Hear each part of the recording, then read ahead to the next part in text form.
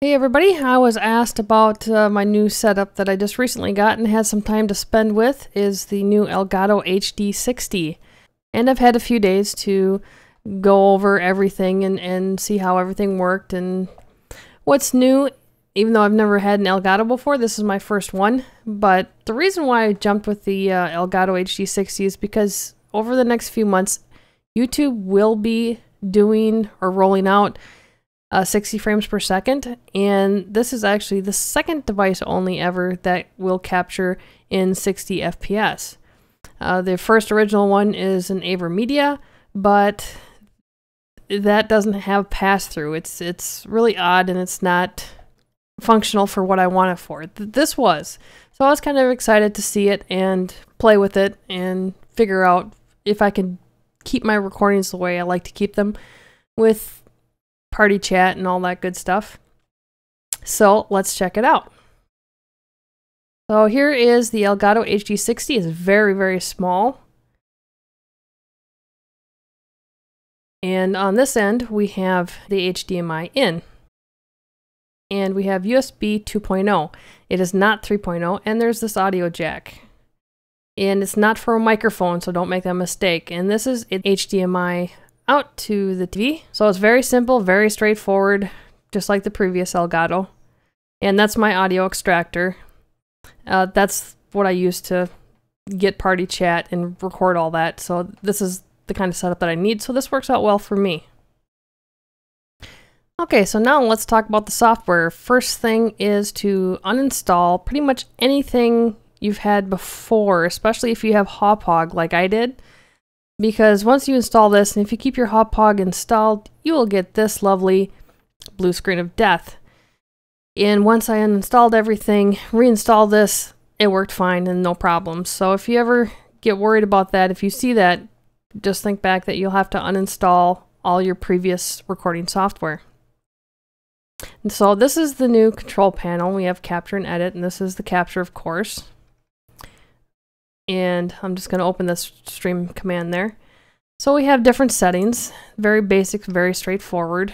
Your capture, your picture, your audio, profiles, advanced.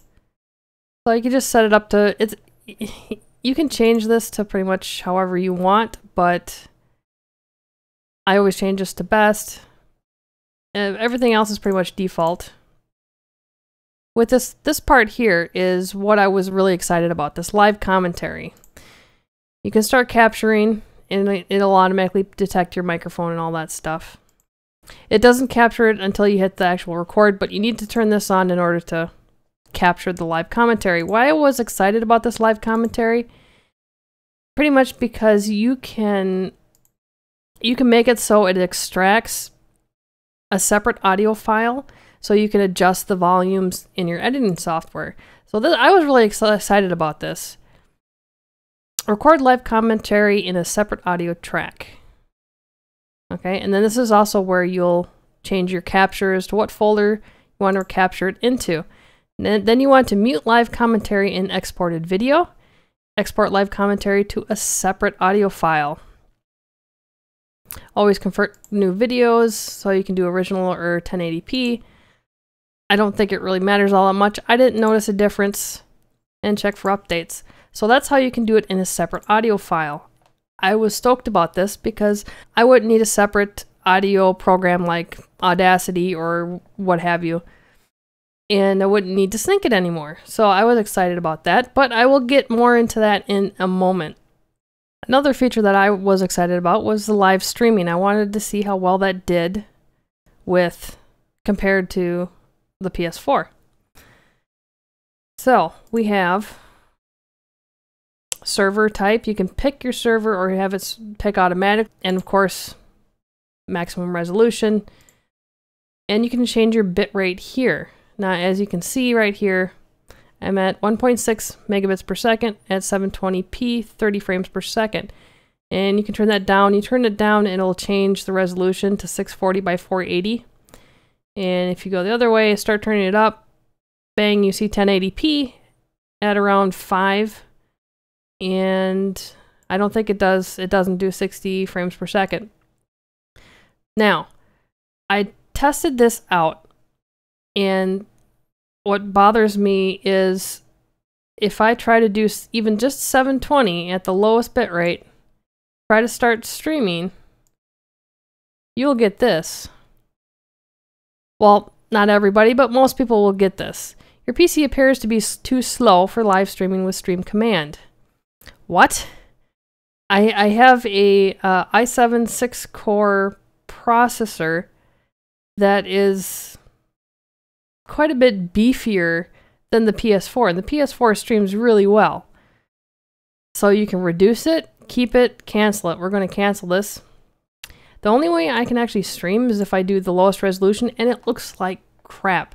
I can still stream and try to stream at 720 and 1080, and it looks like crap. So that brings us to the website. This is what I wanted you to see, because a lot of the times on the boxes, it will only show this right here. 2nd generation Intel Core i5 processor, or comparable. Okay, I'm way above that, no problem. This is where it gets, where you have to have a really beefy PC. 2nd generation Intel Core i7 processor, Windows 7 or later. Okay, well, I have an i7, but it's a 1st generation, but it's 6-core. So you're going to need one hell of a beefy PC. What does this mean? It means I probably will be updating my PC probably in the near future. They're coming out with new processors the end of this year or beginning of next year. So I'm just going to wait until then, but for now I guess I'll just stick with the PS4. I was really disappointed by that, actually. So it's okay, I guess. The game audio, you can, while you're recording, you can change the levels if you want on the fly, which is nice. And with your stream commands for live streaming, you can do different layouts. They have up to 9 of them, where you can do just images, you can do just a camera in that corner, a camera in the right corner. This is a separate camera, like if you want to do face cams, that kind of stuff. Face cam and a logo or picture or whatever. And you can always edit these scenes as well. You can go on the blank one here and then edit scenes. So you can add a picture. We'll just do something quick and simple, I guess.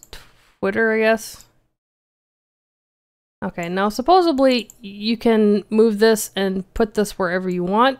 I have not been able to do it. They say just grab the corner and pull it to wherever, and it doesn't work. You can move it to the foreground or the background from other pictures if you keep adding more pictures, but I have not been able to change the size. I have not been able to move it. I haven't been able to exit it out, delete it, nothing. So there's definitely something wrong, not working correctly with this thing. I don't know. Just not happy with it. So until that's fixed, I don't see a point in it, honestly. Okay, so that's the whole live streaming was a disappointment, but the actual game capture was really good. Your files are definitely going to be larger because you're recording at 60 frames per second. So it's going to get rather large. Okay, now let's continue with that live commentary that I was telling you about. Okay, so I recorded some Battlefield for testing.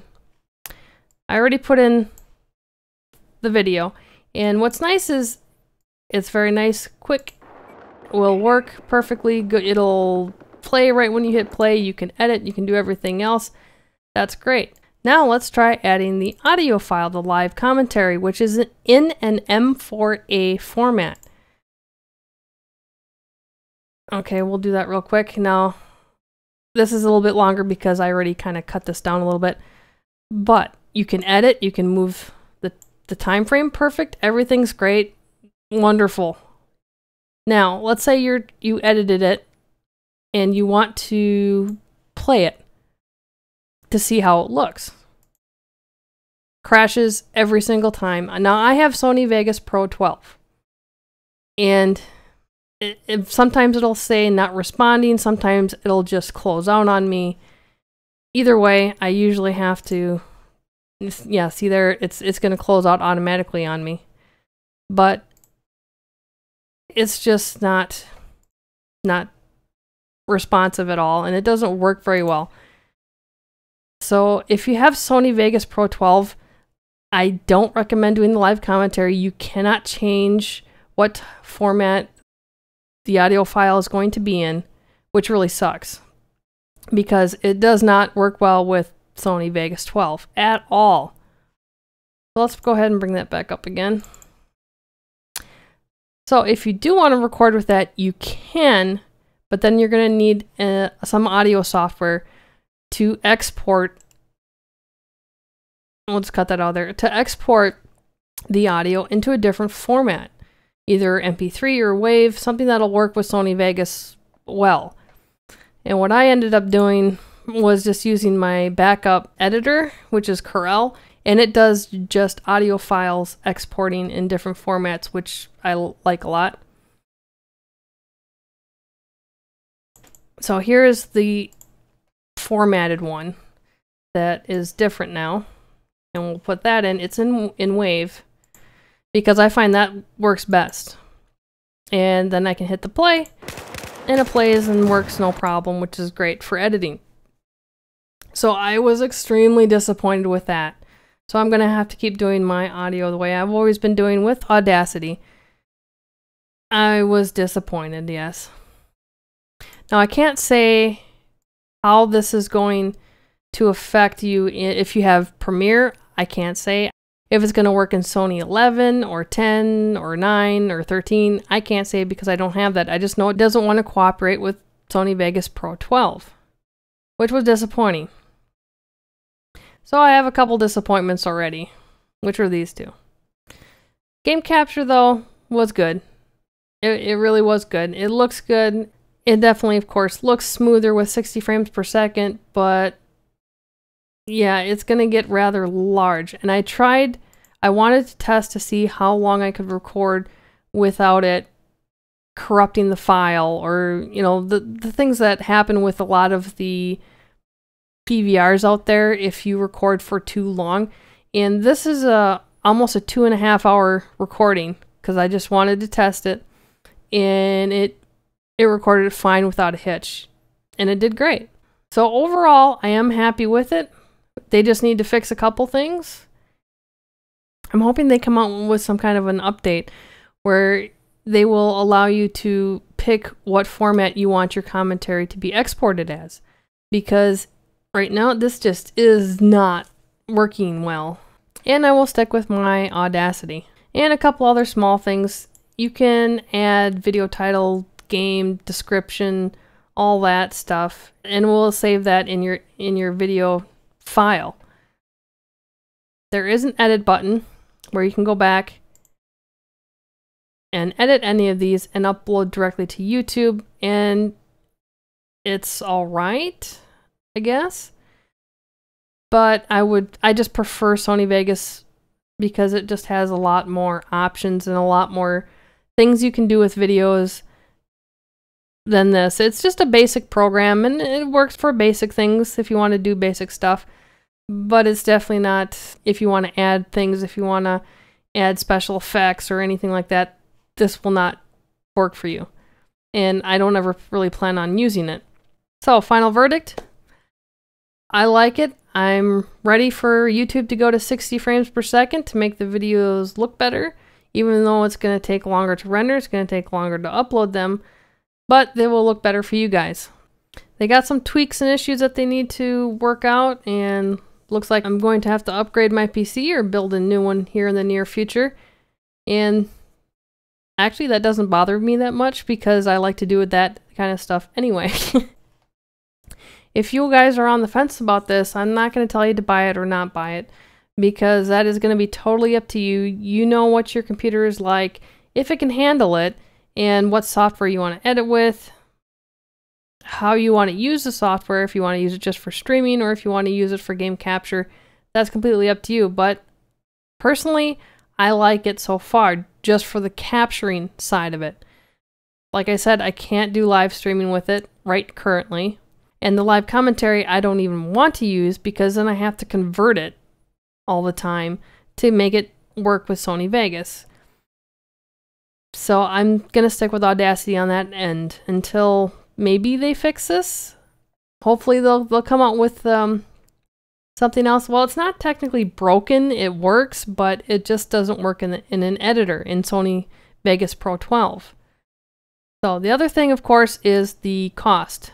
The cost is $179.95 in the US. Now you may find a deal somewhere else with it, or you may find a coupon code or something like that to bring it down a little bit.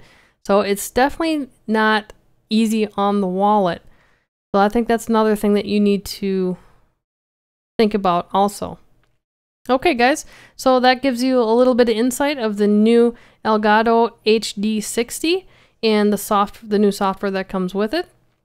If you're on the fence about it, I hope this helped you with your decision, and we'll see you in the next game.